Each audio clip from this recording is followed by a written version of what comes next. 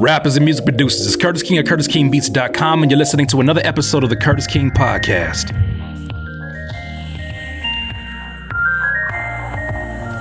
Music producers, I am joined by, in my eyes, a legendary music producer that, although may not be a household name in this household, everybody knows the name of Tone Jones, because when it comes to this man's instrumentals, we're going to get to the credits, we're going to get to the accomplishments that he has had, because I don't want to steal all the thunder from him, his introduction, but when it comes to just the actual musicianship, when you hear people say things like, oh man, musicianship doesn't exist, oh, you know, the music is so minimal now, just go to tonejones.com. Just do me a favor and just sit there for a second and really breathe in this music. And it's been something that's been ultra inspiring. So it's an absolute pleasure to have you on here, sir. So for starters, tell us about yourself in terms of who you are on a personal level, and then also too, what are some records that you've been producing for that people would know of? Man, first off, I appreciate that introduction, man. It's an honor, bro. Man. But man, I'm just a dude that loves music, man. Like, I started playing music when I was 3, and it's been attached to my hip ever since, man. And like, it's like that's the way I communicate in life, is through music. It's sometimes I can't communicate as well with my words, but if I get to the music, you gonna understand what I'm trying to say. Yeah. So it's like that type of thing, man. But as far as production, I haven't worked with a whole lot of like major artists and things like that. I mostly deal with independent artists, but I have worked with LECRAE, who's like he's he like the Jay-Z, a Christian rap. So I said that's a major artist. Yeah. Yeah, man. Who else? I've did like stuff with Disney. Okay. I can't even think of everything right now. Right. But I mean, at the same time, you've established this business through your Leasing website. And, you know, I'm on the same page with you in that those credits start to become kind of minimal when you start to have this flexibility in the freedom of this business. So the next question I have for you is, what equipment are you using? I know folks that have been tuning into your Instagrams probably already know the answer to this, but what equipment and software are you currently using? My main thing, my baby, is Machine. Like, that's my thing. It's like, I've used a lot of different things, but the reason I like Machine is it seems like getting my idea out and like quickly. Yeah. It seems like it's more intuitive with Machine for me than other things. Like, if I just started in Logic, that may work for some tracks, but most of the time I can get a Machine and my idea will be out in the first 15 minutes, like the skeleton, not the whole track. Right. You know what I'm saying? But like, that's my main thing. And I start there, then I go to Logic and finish. That's usually where I do my mixing, and I add on other VSTs or live instruments or whatever the case is. But that's usually my process, Machine, then Logic. Absolutely. Sometimes Reason. Well, it doesn't. It's been a while. I'm about to say, it doesn't surprise me that you go from multi-platforms, because I listen to the music sometimes and I'm like, there's no way you don't have a full band orchestra that is sitting in here, because you'll have some of these flute runs, or you have like a saxophone solo, and I'm like, hold on. Man. I promise it'd be just him in that room. I promise it'd be like him in that studio. But when I listen to it, it sounds like an entire band is in that situation. So that doesn't surprise me that you use those multiple platforms to kind of put your music through. Let me ask you this. So if you were on an elevator, random question, if you were on an elevator, this is the 10-second answer, the elevator answer. If you were on an elevator and somebody said what it is that you do, and you would say that you produce music, how would you describe your sound before you get to that 10th level? Musicianship. I'm all about musicianship. Okay.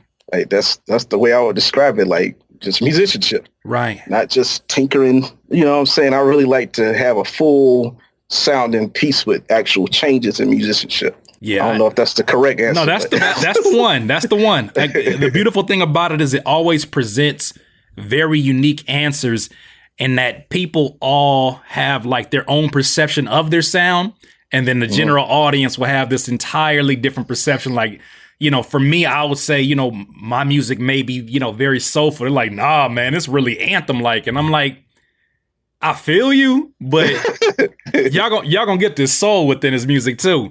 But aside from these stories, obviously you have had a successful career. You're a successful, what I call producer-nor, entrepreneur, family man. And there have been a lot of stories that have inspired me, especially within your Instagram, where you shared certain stories from your past that weren't so great, right? And I think the audience always finds value in hearing, what was your worst producer moment before things started getting good? What was your worst producer moment? Take us to a very specific story if you can. As a producer, man, like I have plenty of like bad situations that happen as a producer, but from a business aspect, I think the worst situation that happened is when I was first starting, and I was so, I mean, it's good to be tunnel vision, but I was so tunnel vision that like things was falling off in the family. You know what I'm saying? The family unit, and like my grandma, I had a close relationship with her. She was trying to get me, like reach out to me through the phone. And it was like the beginning of the week or something like that. And I was like, well, I'm going to call her back this weekend, you know, because I was just so focused on the grind. And then it gets to Saturday morning, and I got up, made my breakfast. Then I get a phone call that she passed. Oh, man. So it was like, dang, I'm really putting this music at this pedestal, and like I can't get that time back. Yeah. I can make more beats, or I can make more music, but I can't get that time back. So like, of course, I've been scammed and all kinds of crazy stuff with music, but yeah, like that's the situation that was like the worst to me, is like knowing that I could have had those few days if I would have just stopped making music.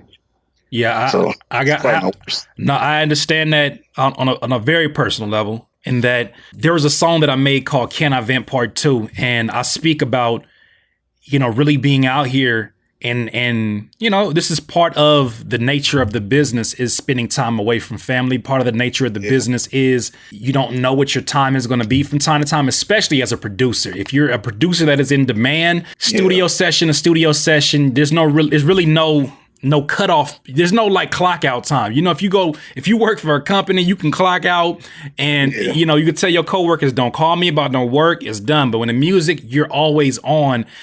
And my grandfather called me actually a week before he passed away. It was at a time where I was kind of rebellious in my nature, going after this music, and I wasn't in touch with the family as much. And he called to check up on me, and he told me if there's anything that I need, he'll take care of it. And I said, it's okay, Grandpa, like I got to be a man. And a week later he passed away. And it's like thinking about the politics of this industry, thinking about the people that I come in contact with, the quality of people that I come in contact with, sometimes you start to think like, is it worth it? You know, exactly. Why am I in here dealing with somebody who can't say 100% I believe in this craft right now, but they're paying the bills, and I got to do it. So what would you want music producers to learn from your particular story? You got to have balance. If there's one thing I could tell younger Tone Jones, it would be, please have balance. Like, go hard, grind, but you got to have balance. See, like if you single and you ain't got no kids and all that type of stuff, maybe you can do more than somebody that does have a family. But like, if you got a family and that type of stuff, man, never neglect your family. There's going to be times where you might have to go away, but always make sure that there's an understanding, you know, about how long you're going away or all that. Even with the people who want to do work with you, you got to set boundaries. And, you know, no matter what the money is, because you can't buy family, like set boundaries. And don't always chase the money. Like, you got to be wise in all your decisions and have discernment. So that's what I would say, man. It's like, have balance and discernment. Because if you don't, you in for a surprise. Yeah, life got a way of teaching you lessons. And life doesn't just teach you lessons that you'll forget next week. Life has a way of teaching you lessons that are going to stay. It's almost like a tattoo. It's going to stay on your skin for the rest of your life until you figure it out or find some comfort with it. But I think that's an excellent segue to the next question, because, you know, although we know family is numero uno, it is also too our responsibility to make sure that we ensure their security financially. And then also to always look at money as an echo of the value that we give. And you, of course, give a lot of value aside from just the music. What are some ways that you generate income as a music producer? Well, I mean, my main way now is primarily through leasing. Mm-hmm. I do exclusives very sparingly, but I mean, it just depends on the situation. To do it exclusive, it would have to have some type of long term, value for me to do that, or just be an artist that I believe in, or whatever the case is. It's just I could realistically make more money off of the tracks by leasing them, and I got flagged for that when I first came into it by a lot of guys, and it's like I had to look at it like, yo, I gotta provide for my family, so I gotta drop my pride, and I gotta do what's gonna support my family the best. So I did that, and I just went with it regardless of what people said, and it's definitely paid off. But yeah, primarily leasing is how I do it. I do sell sound kits as well. I put one out every now and then. I don't put out a lot of them because people be pirating and stuff. So I just give a gem every now and then. And I started doing some work with MSX Audio. I like doing their sound kits and stuff. They have a whole system, so ain't no pirating going on over there. Yeah, absolutely. They gonna make sure it's straight, man. Yeah, that's a word this week. That's like the word of the week for the Curtis King TV channel. Is that oh my gosh, they've been letting me have it for being a stand-up individual and speaking up and trying to make a change, making the change actually. Because I'm sitting up here looking at drum kits and I'm like, man, I miss my drum kits. I didn't collect so many from studio sessions and plugins and all of that. But no, it's important that they do understand you had to make a decision at some point in time that was an aggressive separation from the herd of other producers. You just said it right now. You said there's producers or people that you were in the industry that were like, you about to lease your beats. This is a question that's off the list, but how were you able to make that transition? What were you telling yourself about, without having any evidence of what this could be, what were you telling yourself to kind of keep you on that particular path? Well, it's kind of the experience of trying to do it the other way. It was like it's crazy. My first year, I'm gonna try to keep it short. My first year, I went full time. I was doing straight exclusives, nothing but exclusives. Yeah. So, when things get tight, I have to $50 exclusive.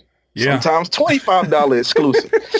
You know what I'm saying? And then I got kicked out of an apartment. Oh man. So had to move back in with the in-laws and all that type of stuff. And I'm like, oh man, like I got to do something different because trying to do things the way everybody else saying it ain't working for me. So at the beginning of 2012, I think around February, that's when I got my Airbit account, and I tried leasing. And that first month, I made more than I had the previous month. So I was like, I know they ain't gonna like this, but I'm sorry. I'm about to go ahead and do what I got to do and provide for my family, and it worked out. Absolutely. Well, we're glad that you did it. I mean no disrespect when I say this, but you lucky I didn't find you when you were doing $25 exclusives. Because there would have been when I was rapping, there would have been a double album coming out with your production. Because just the thing I love, and the thing is, if the audience is like, Curtis, man, you up here fanning out, you don't understand. Like, I get more excited to see my brothers are the elites within this industry in terms of the leasing industry, because I've seen all the producers in the traditional music business, and the energy is different. Like, it doesn't feel like an energy that is full of life. It feels like an energy that is constantly being drained by multiple sources, from the publishing company to the label to other artists who want to just take their beats. They're in a situation that, although they have the fame, they're not filled with it because they're not able to spend time with family. They don't have that time flexibility. So when I finally get, this is the first time we're actually chopping it up. Yeah. Man, vice versa, brother. So if y'all hear me up here like getting excited, I'm excited about every interview, but I'm very excited about being able to talk to a brother that's been so successful, because he's one of the people that I pull as an example. You don't know how many times I pulled your page up when somebody says, oh man, the leasing beats is not for talented producers. And I say, wow. Hold on. Exhibit A. Let me go ahead and listen to this. And they're like, man, what's that link again? But they, I like to share that to let them know that there are talented producers over here. This is not a desperation situation. It may start off like that for a lot of people, but it does not. It ends up becoming a thriving business. Now, amongst all the musical strengths you have, This is my personal favorite question that I'm looking to hear, because I'm very curious to hear what your answer would be. It's a 2-part question. The question is basically, what is your biggest weakness as a music producer? Because I can't think of one personally. Biggest weakness. I think my biggest weakness sometimes is like making simple music. That's what I would say my biggest weakness is, because like I'm able to do it now, but there was a time when I couldn't, and it was like I hear these tracks and I try to do it. It's like I can't, like my brain won't dumb itself down, or it's a bad way to say it. Not dumb itself down. Yeah, wouldn't like. I understand what you mean. Yeah. So like over time, I learned how to do it, and the methods to be able to cater to that too. Everything ain't gonna be all musical and stuff. There's a time and place for everything. Mm-hmm. But it's not as much of a weakness now as it used to be. But I'm still working on that, being able to sometimes just make simple, chill, type stuff. So that'd probably be it from a musical standpoint. Just make it simple stuff. It's always the whole yin and yang situation, to where when you see something that's so spectacular on this level, you got to think of what is the opposite. I'm talking to the music producers on here. What is the opposite of being like this ultra musical based, ridiculous arrangements, unexpected drops, like your sound design? Like the thing is, like, if you were a creative player on NBA 2K, you're talking about hundreds across the boards. It may be some, in my opinion, it may be some 99s here, but it's hundreds across the board.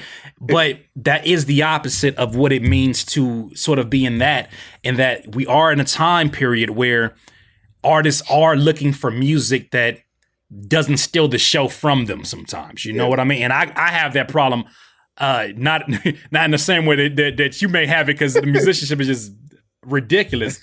You got the Philharmonic in there, but with me, like I'll add like 1 or 2 instruments too many and realize that, okay, this is the space that the vocals live in.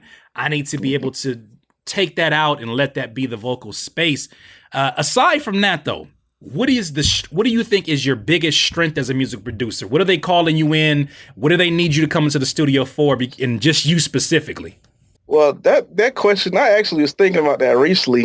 Mm-hmm. It's funny that you brought that up, but like most people that hear my music, they probably would say musicianship or something like that. Right. But me personally, I've always believed my main number one strength is composition. And I believe that from when I was a child. My father even pointed that out to me. It's like I've always had a unique ability to be able to put things together. Right. Like when it comes to keys and stuff like that, I'm pretty cool with that. But trust me, there's plenty of guys that are running worlds around me on the keys. Like I wouldn't even say I play piano if I stood next to them. So like I just know the right things to do at the right times. It's like the compositional skills. Like growing up, I was a musician in the church, and one thing my daddy always told me is like when you playing with people, you play along with them. You don't overplay people. And that lesson taught me how to like find my pocket within what was going on with all the musicians, and that helps my production, and it sharpened my production and my compositional skills. So that and listening to like 70s music, listening to how they arrange stuff, like composition and arrangement is my main strength, I believe. And I gotta tell you, it's so disrespectful how you'll have music that I'm like, what sample is that? And then I'm like, no, that's a contact player, fam. Yeah. So you pay attention to that arrangement, that composition. I think it's important. My mom used to play a game with me when I was younger, because my mom, like I said, she's played the piano for all these years. People were like, why she didn't teach you? I said, because she worked multiple jobs and she would have loved to, but she was dead tired working a graveyard shift. But one game she used to play with me is that she would have me pick a vinyl, put the vinyl on, the vinyl player, and we would just sit and listen to it. And it was her old vinyls. My grandfather just happened to have a vinyl player. We listened to it, and then she would have me try to pick out as many instruments as my ears could hear. So then I would sit there and be like, okay, I hear a piano, I hear a guitar, it's like, what kind of guitar? She would do that with me, and because of that, I think those are the lessons that shape you. You're 100% agree with you, is that these are the lessons that end up shaping the type of musician you ultimately become. So, shout out to the moms and pops that lead us down that particular path. Let me ask you this. Early on, what was holding you back from success as a music producer? I'm trying to say this without getting in trouble. But basically, the area that I was in, Okay. It's like a certain ideal that everybody has. It's like, okay, there's nothing wrong with it, but you go to school, you go to college, you get a job, you retire and die, like pretty much. Mm-hmm. You know what I'm saying? Mm-hmm. And, everybody was trying to force me into that. And as much as I wanted to go with the mold, and as much as I tried to, Mm-hmm. like the passion inside me just wouldn't let me do that. I went to college. You know what I'm saying? I went to college and I went through multiple majors and like flunked out because while I was at college, I was looking up articles on mixing and stuff like that and taking that home on a floppy disk instead of doing my work. Oh man, a floppy. A floppy disk. Like that's way back. I had what's the little thing, the little Net Zero CD that you get at the store for free. That's a name I haven't heard in a long time. Net Zero. Oh man. Youngins don't know about that. Oh man. They the same way they don't know about AIM. Net Zero. Net Zero was like that company for internet service provider. Oh man, he had the net spin. The net. Oh, that's crazy. Oh, I'm just getting all these kind of memories coming back. But I'm curious, what were some of the majors you were kind of bouncing back and forth through in college? Well, my main thing is I've always been interested in computers. Okay. So I knew if I did something in computers, I was gonna make some money. Right. So like initially, I went for I think it was computer programming or something like that. Okay. And I started dealing with that, but if you did any kind of code and stuff like that, I didn't have the patience for it because you get one little thing wrong and it didn't work. Yeah. I'm like, man, I like music way better than this. So I was like, let me try something creative. So then I changed it to like multimedia. Okay. So then I was doing videos and stuff like that, working in Adobe Premiere and things like that. Okay. And I was actually going pretty well, but the money issue comes in. I didn't have the money to get the camera to do my project that was needed to pass the class. Mm-hmm. And when I finally had, I got up enough money to go to Renting Center and get a little camera, and I record the video. There was no way to get the video off of the camera. Oh. So I tried to explain that to the teacher, and she failed me. Yeah, So I was like, you know what? The older I get, the more I appreciate hearing stories like that of those teachers that are like so cutthroat, because then you realize maybe they didn't understand and maybe they were just being, unfair, but they do prepare you for real life. I feel like that's the one way that, there's a lot of lessons that I did not remember from high school to this day, but those are the lessons I do remember, is that at the end of the day, even those people that you are supposed to trust, at the end of the day, they're not going to hold your hand. And I think that definitely helps you along the way. Now, I'm sure that you've come across many different, we are all the how can I put it, the result of having great mentorship along the way. What do you think is the best music producer advice that you've ever received? Oh, that's a hard question. Because it's like, it wasn't specifically about music production. Okay. It was about life, but it led to that. But it was pretty much me coming out here to Atlanta to see who's now my brother-in-law. Okay. And his father was like talking to me. His father is a minister and a prophet. And he was just telling me all these things that was going to happen in my life and about how I was going to move out here and have multiple bank accounts and get married and all this stuff. And at the time, I was a bill collector working 16 hours a week, making like $100 and something, $200 every 2 weeks. So my mind couldn't process it. Yeah. You know what I'm saying? So I was like, I hear him, but, I don't hear him at the moment. But those words really sunk in like after the fact. And it was that gave me the courage to actually turn in my 2-week notice. Mm-hmm. And everybody was telling me I was crazy. I moved out here with my brother-in-law, and him and his wife took me in. You know what I'm saying? And he helped me go from ground zero. So it's like, man. And my father-in-law, he's my father-in-law now. He's been a great value into my life because he's always speaking into me. So like, he would be my mentor. Like, he's the one that's always telling me things, and it pushes me to the next level in all areas of my life, but especially music. So telling me to go forth and just do things regardless of what people think, that's probably what changed my life. Because I used to worry about what people thought too much. Yeah. And I think that we all at some level have that same particular issue. And a lot of people don't understand that two things I want to mention from Les Brown that I'm inspired by as I'm listening to you right now. The first thing is that courage is not the absence of fear. Courage is having the fear, feeling it, and doing it anyways.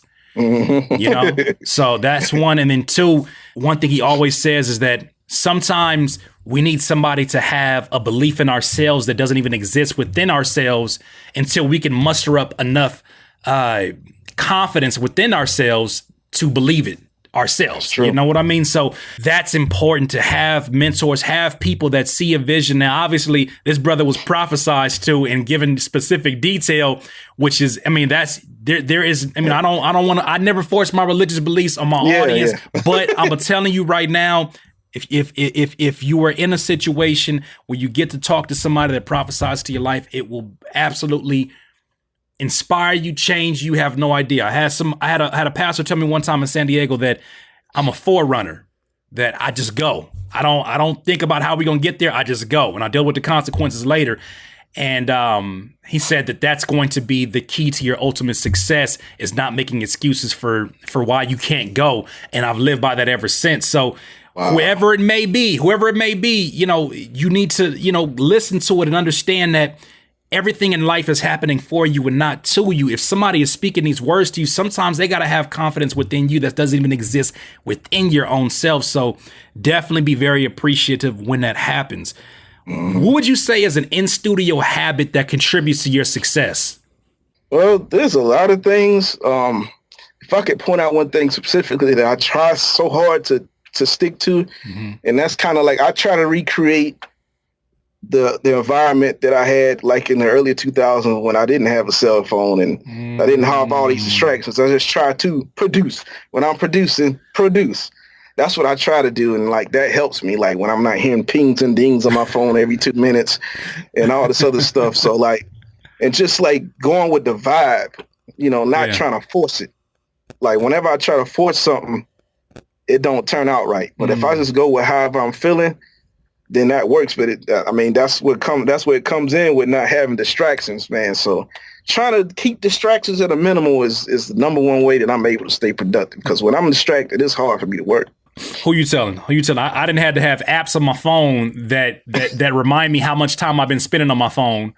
And it'll pop up like, there's apps on your phone that'll tell you that you're spending too much time on your phone. And I think that's sort of the most difficult challenge of of this generation now, is because we're convinced that every single minute, hour, or something that's going on social media is relevant to our business in some shape or form. If somebody sends us an email, the thing we don't look at it as, if somebody sends us an email, if you're not either getting on the phone with them or if you're not having some definitive answer, it's no different from exchanging text messages, right? So you end up being in a 30-minute, sometimes even an hour-long conversation with a customer who says they may want an exclusive, and you're like, okay, well, this would be nice, but I wish they would get back to me. Okay, let me go do what I'm doing. Yeah. And the moment you start putting hands to keys, ding, ding, like, okay, well, I probably should talk to them right now. So it is a very difficult thing, but producers definitely adhere to this. This is definitely a habit that contributes to his success. Is something that you want to pay attention to. So we're going to get into like a tech question. What VSTs do you suggest for music producers in general? I guess it really depends on what type of producer you are.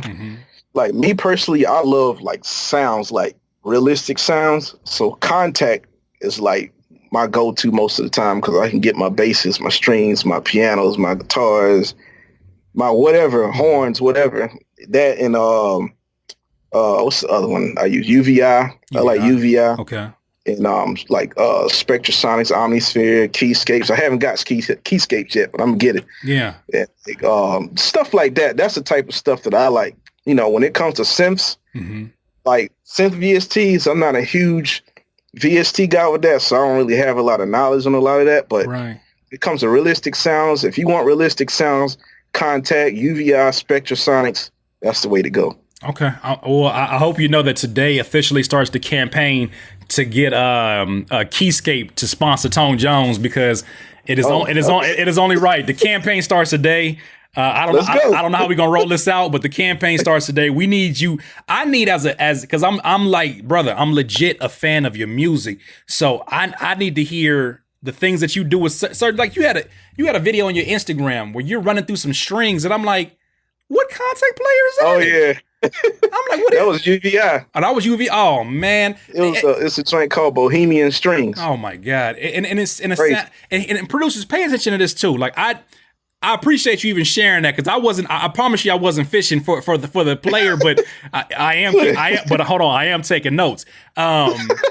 But here's the thing about it is that producers get so secretive about, oh, I'm using this. I'm not gonna ever share none of my stuff.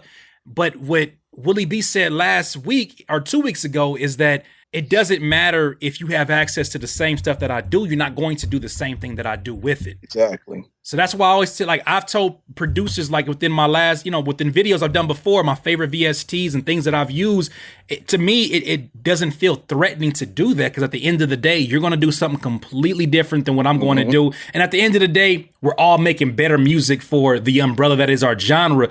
I'm all for that. So I think that that's supremely important. Do you have any books or movie or documentary suggestions that you recommend for producers? 10X by Grant Cardone. Whew. That was a great one for me because I was in a point where, I don't know, man, I had depression and a lot of different other things going on, and I just needed something to kick me in the behind. Yeah. And that book definitely kicked me in the behind and got me to turn up. So that was a good one.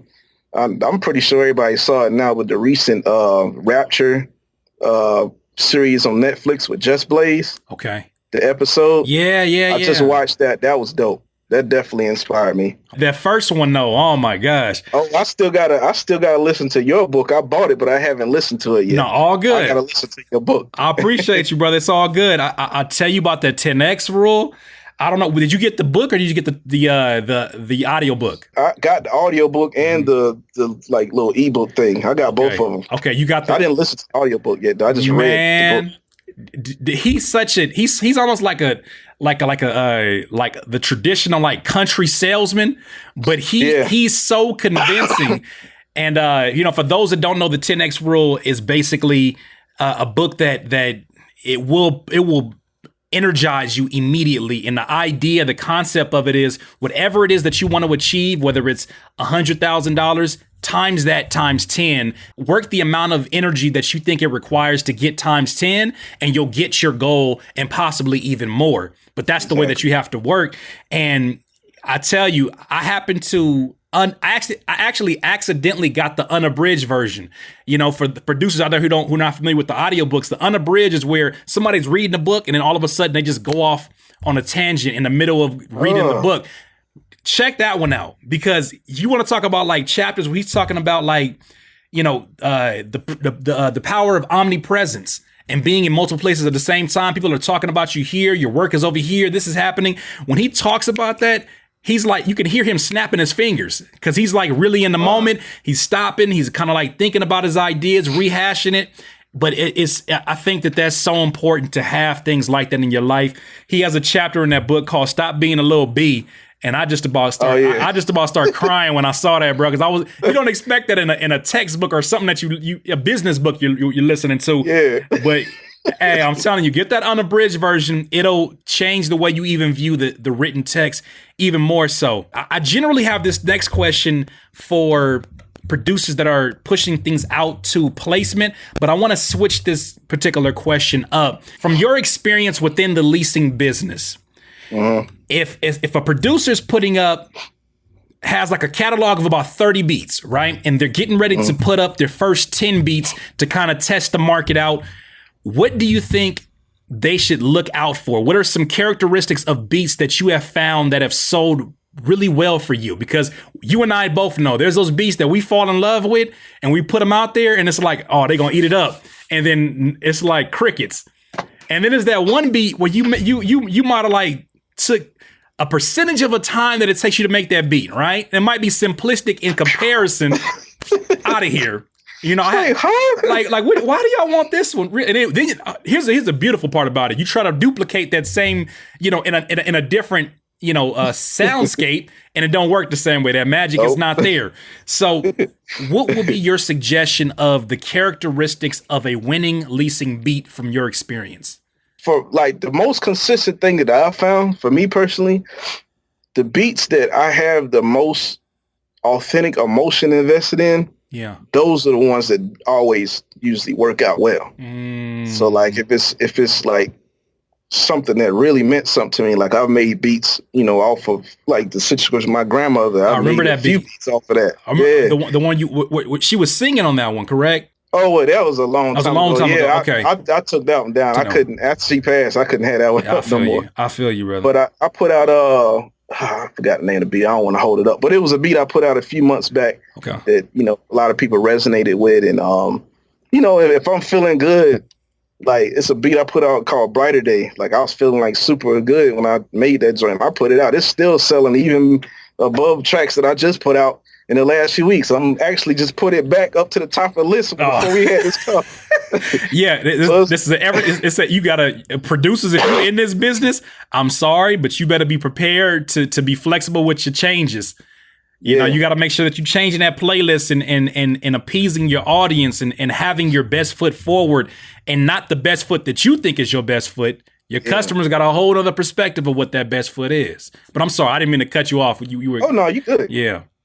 That's pretty much it though. Like, stuff that I'm really emotionally invested in. If I try to make something just to make something, it doesn't work. If I try to make something based off something I made a long time ago and, I'm just trying to do it, it doesn't work. I have to be emotionally invested in it for it to actually work out. Okay. That's what I found. And you know what? This does bring up another question that I have a personal question I wanted to ask of you too. When it comes to your particular marketing and branding, one thing that I have noticed is that you have never gone the route, or feel like you've never had to go on the route of, beats or even like using the images of I literally since I first seen your page, it has been your logo and and you first, your branding first. And I know there's a lot of producers out here who are insecure to go that route. Why did you choose to go that route and stay with it? I'm glad you asked me that question because I've had producers ask me that and I'll be having 10 million things to do and I never get back to them. My bad for anybody that happened to. But this is a great time to address that. Really, the honest reason is because I've never been comfortable when putting my beats on YouTube. I know that's kind of weird. But I just never have. Like, there was a season that I did, and it was fine. Like, I was doing it every now and then, but when the content ID thing came out, and, like, it started causing a whole bunch of issues when I was trying to upload, I was like, man, bump this. Yeah. And I've pretty much been non-existent on YouTube. I need to get back on YouTube. It's something that I need to do. Well, I mean, even aside from YouTube, I'm speaking specifically to just the entire practice of it. Because I'm telling you, for overall, because even on your page, like, people are now having it to where their Airbit players within their website are now having the type beat because they understand it is another marketing tool. When somebody comes to your page and they may or may not know who you are, why do you choose to go the route of my brand first and not what would you say is sort of your reasoning with that?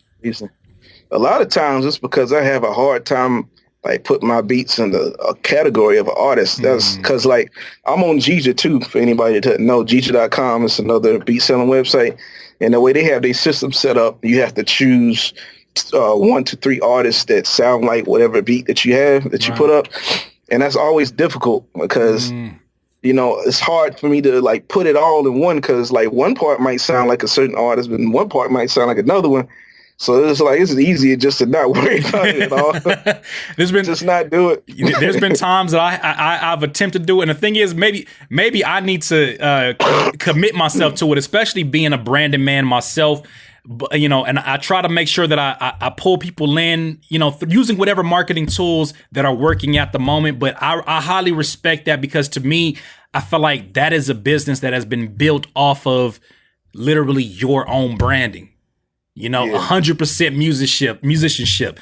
I forget the years that you put into that as well, but like this stuff has all stayed consistent from the description and the sound click and all of this stuff. Because please believe, when I first came into this game, you were one of the first people that I was studying. You were absolutely one of the first people I was studying. Like Awesome Beats was my mentor in this, and I had to get familiar with, okay, who are the elites? Because that's always how I look at it. I say, in any particular field that you want to be successful, you want to pay attention to the elites and the habits of the elites. You want to see how often they show up in certain places. And you were one of the first people that I actually studied. Now, I wish I could have said I studied the musicianship, but that wasn't in my ability. So I just left that alone. I just let you go ahead and do that. I was more so focused on the business. I'm not kidding when I say that. Every time I sit there and I'm like, no, that's not happening. That's not going down. How you gonna put a piano solo, a 1 minute piano solo in the middle of this beat, and then a drum solo, and everything just sounds like it's all live? Amazing work, sir. What work? Appreciate it, man. Absolutely. Let me ask you this: what words? We're getting down to the last few questions, but what words of advice do you have specifically for up and coming producers?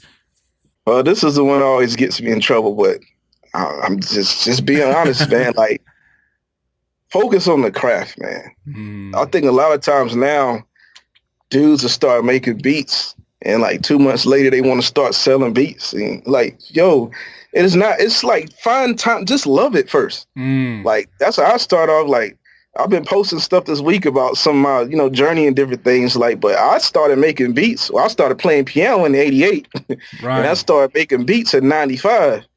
And I made money from like playing at churches, piano stuff. Right. But I didn't make any real money. I was selling beats until 2010.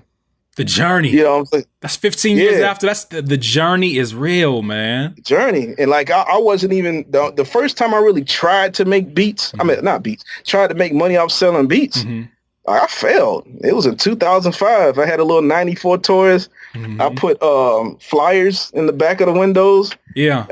I went to laundromats and I don't know why I'm trying to sell beats at a laundromat, but I put flyers in a laundromat about my beats. I actually had somebody hit me up about it. Oh, man. But like, I made like $20. Yeah. After all that. And it was just like, and then I tried SoundClick actually early. Yeah. I was early in 2006, 05, I believe, but I wasn't ready. Yeah. My craft wasn't ready at all. So it's like, take time to really like get your craft up and enjoy the music before you worry about the money. Cause I'm telling you, like you can make a whole bunch of money, but it's the music that's the kind of like the real payoff at the end of the day. Right. It's been plenty of times where I was loaded and you know what I'm saying, I wasn't in the best of spirits. Right. Like money ain't gonna bring you total happiness. Like make sure you love the music and love the craft, because that's what's gonna keep you going. Because I don't care how dope you are, it's gonna be some times where the money ain't gonna come in right. Yeah. And if you just doing it for money, you just gonna be one of the guys that fall off. So love it. Really love it. And I hope love it back. And it'll love you back. Absolutely. Producers, I hope you're really taking these words to heart, especially those who are like eager. You might even have that tunnel vision that Tone had at one point in time. Yeah. You may have it even worse, to where you like, no, it has to be this. I gotta sell beats within the first month of me making beats. And it's unfair to you. It's unfair to your growth. It's unfair to the market. It's unfair to a lot of situations. You have to have a time where you keep getting pushed down, but you love this so much that it doesn't feel like you're getting pushed down anymore. It feels like you're literally dancing with failure. You got to be able to get in a situation when you're dancing with failure to the point where you don't love failure, but you love the lesson that you're learning along the way. And so there's been many a times where now, not even now, but like I'll watch videos in the past of older gentlemen that are like 110, 112, and they'll say, what is the secret, do you think, to you living a long life? And most of them, you can tell the reoccurring theme is how they view their past. And most of them don't view their past in a very bad light, even though I'm pretty sure some crazy things happen to them in 110, 11 years. But the way that you view it is everything. Your vision is everything. And like Tone is saying, fall in love with the right now and see the abundance in what you have right now. I'm telling you right now, I bought a notebook from Stater Brothers, which is a supermarket out here. And it's my gratitude journal. Every single night before I go to sleep, I'm writing down at least one thing that I'm grateful for, something that I'm grateful for my wife. These things are important to remind yourself so you can wake up with that abundance. But if you keep thinking like, when I finally make some money, I'm going to be happy. When I finally get this, because the truth be told, if you don't know what to do with $20, you ain't going to know what to do with $20,000. I'm proof of that. I'm proof of that. When I was making my first money, and I don't know how it was for you, but maybe you were a lot more disciplined than I was. When I first made my money, I would do things like walk around in Target and just like I would get high off of the feeling of knowing I could buy anything in there. And Target is not it's not a Gucci store, right? But it's enough to where it's like I couldn't afford anything in here 2 months ago. I'd walk in there. I remember one time I had to go sign off a document on a contract, and I only needed to print out one sheet of paper. I went and bought a printer for that one sheet of paper. What? And for me, that was like my Floyd Mayweather moment where he's like raining money. I'm like, I'm gonna go buy a printer just for this one document because I can. It got to the point where it was like I'm just not being wise about my money. But man, I certainly appreciate your time. I certainly appreciate this information that you've shared with us, selflessly shared with the audience. We're all taking value from this. How can people connect with you? What is the best way for them to connect with you? Best way is on Instagram. That's where I'm at now. I guess I done kind of abandoned Facebook. I just be on Instagram now. So official T Jones. Yeah. At official T Jones on Instagram, you can get me there. Or if you want to email me, you can hit me at sales@tonejones.com. That's pretty much where you can get me. Well, my brother, thank you for your time. We know your time is valuable. We know you got to bring that band in there, even though you're not trying to admit to having a band. No, I'm playing with you. No, we appreciate your time, brother. Thank you. Thank you so much. Appreciate it, man. Once again, rappers and producers, you've been listening to another episode of the Curtis King Podcast. For those listening on Apple Music, make sure that you give us 5-star ratings. Make sure that you share these episodes if they've been valuable to you. Rappers and producers, if you need beats, drum kits, musical courses, go to CurtisKingBeats.com. We got everything that you need. Like I always say, in this life, you will not be full of life until you decide to live life to its fullest. Curtis King at CurtisKingBeats.com.